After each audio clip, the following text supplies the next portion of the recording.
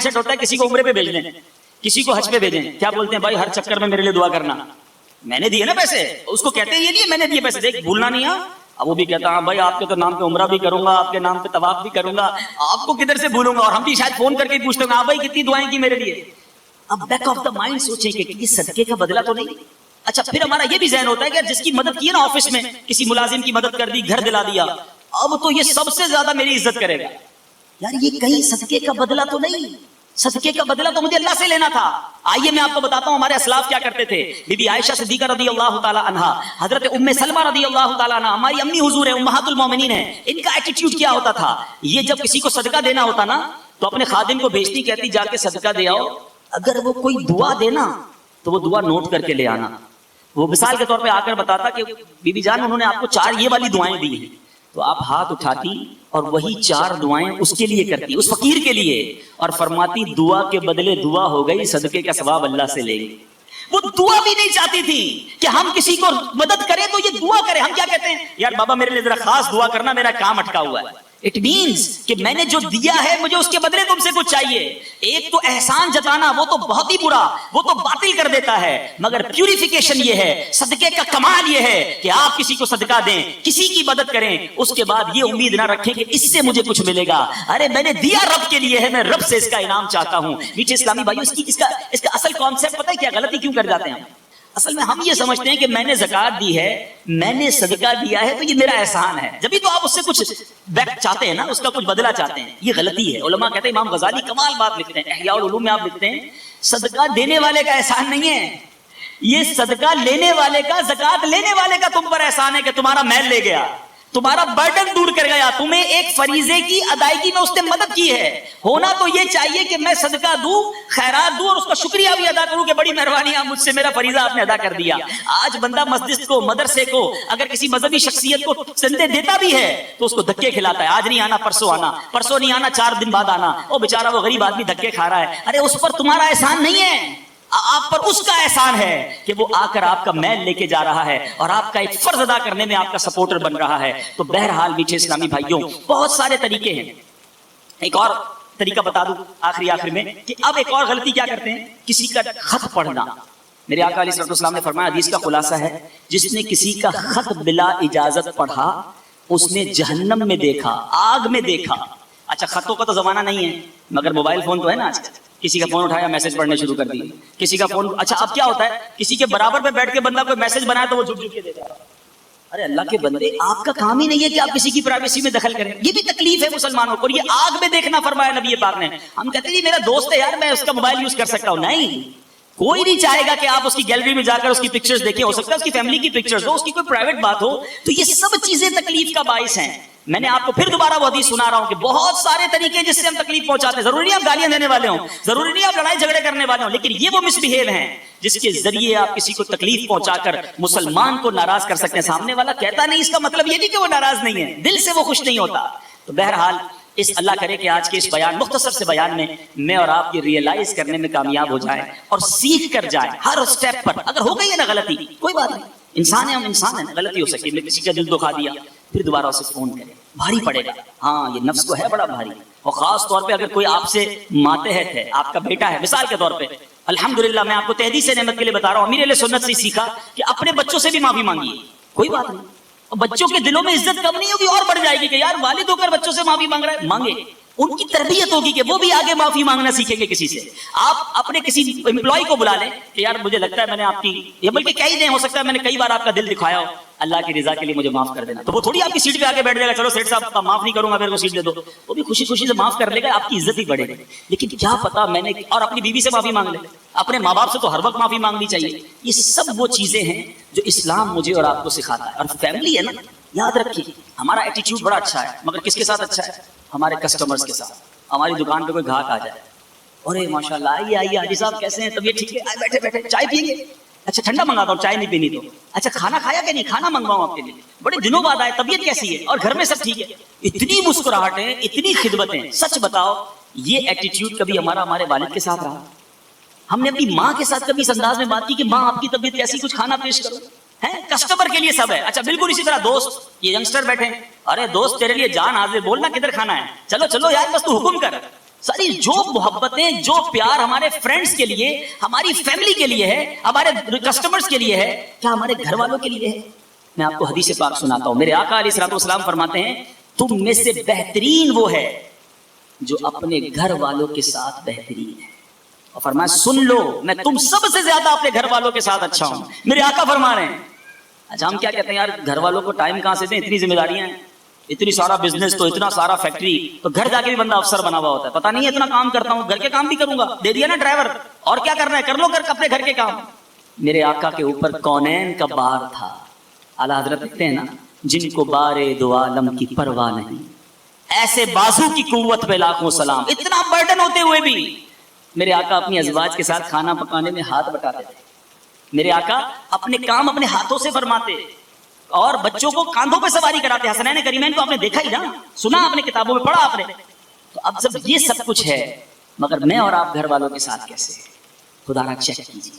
جو محبتیں باہر والوں کو دیتے ہو نا اس سے زیادہ حق گھر والوں کا. گھر والوں کو تکلیف دے کر آپ سمجھ رہے ہو نہیں ساری دنیا راضی، گھر والے پریشان، ایسا نہیں ہونا چاہیے.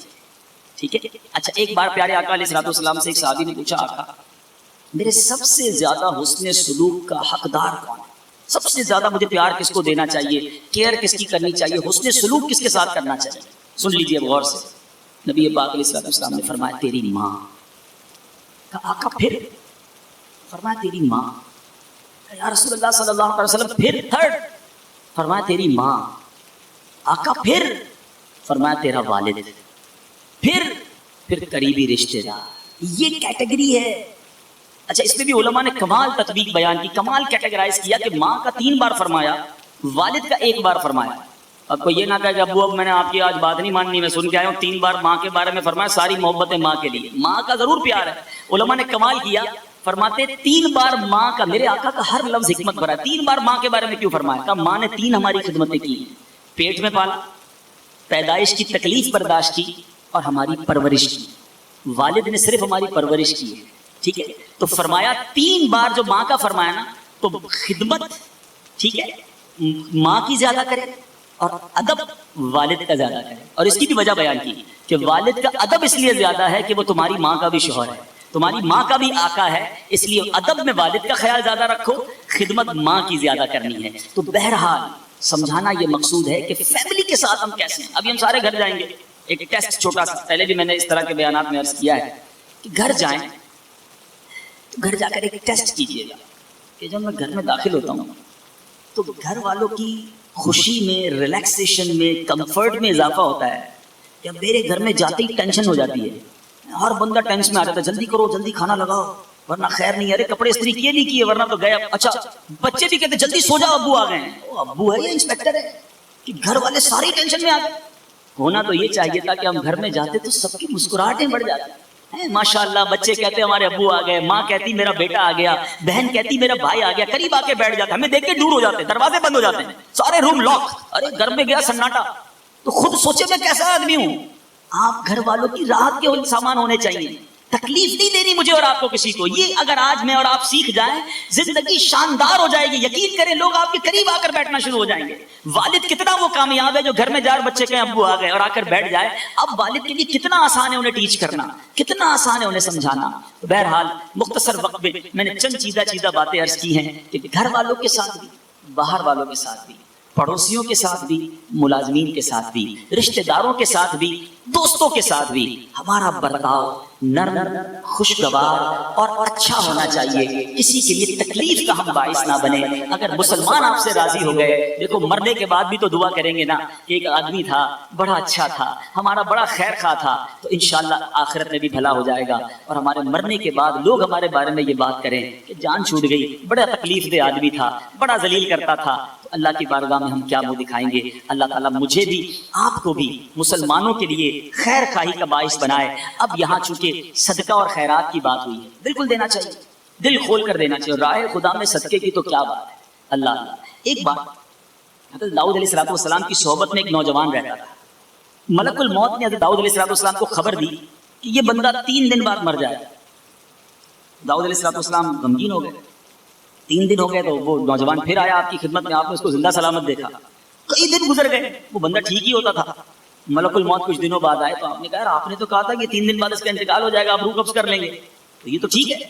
فرمایا ہوا یہی تھا، 3 دن بعد اس کا ٹائم تھا روح قبض کرنے کا، مگر جس دن اس کی موت ہونی تھی، مجھے روح قبض کرنے پہنچنا تھا، اس سے 1 دن پہلے ایک فقیر جو ہے ایک سائل شخص کے پاس آیا اور اس نے اس کو 20 درہم اللہ کی راہ میں صدقہ دے دیا۔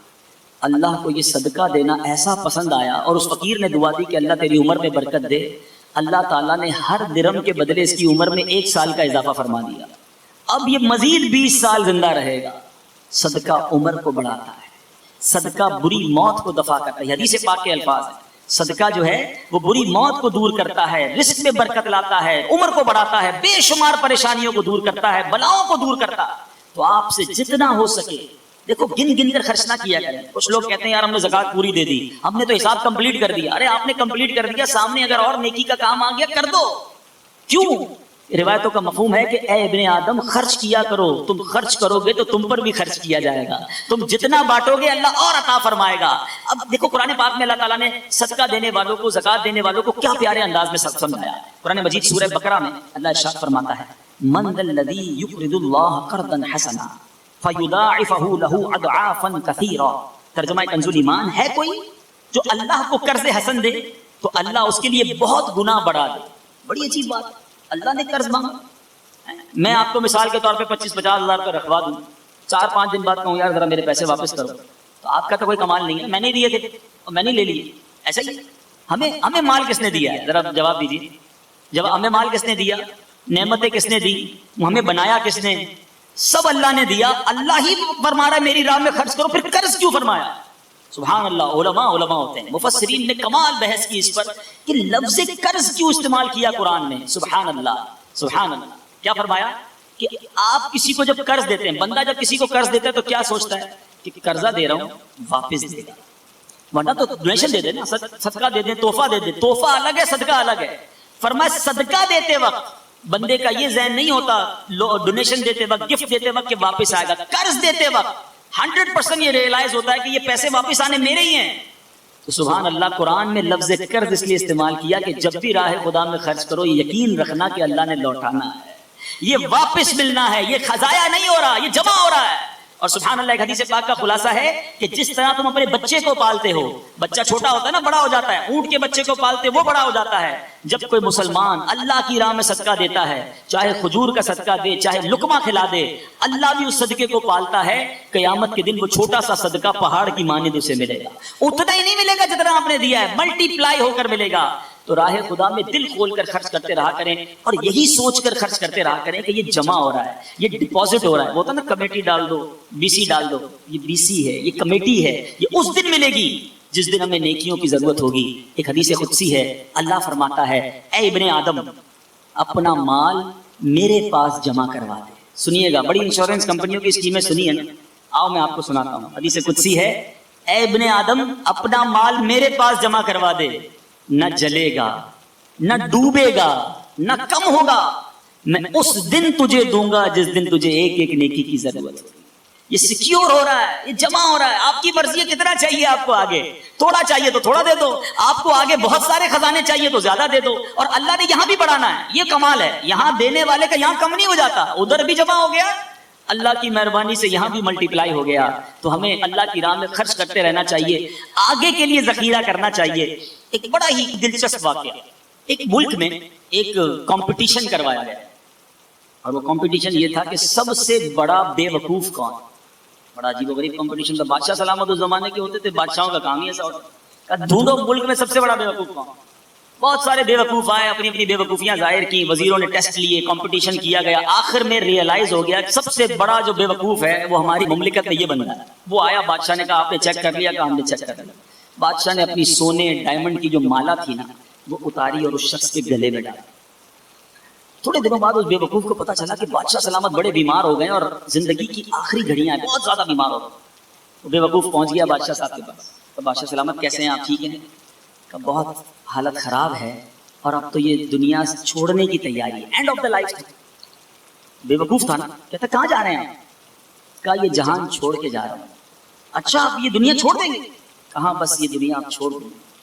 اچھا بادشاہ صاحب یہ بتائیے آپ جدھر جا رہے ہو یہاں تو میں دیکھ رہا ہوں بڑے بڑے گھر ہیں آپ کے, بڑے بڑے محل ہیں آپ کے, ادھر بھی آپ نے کوئی محل بنا لی جہاں آپ جا رہے ہیں؟ بادشاہ افسوس سے کہتا ہے ادھر تو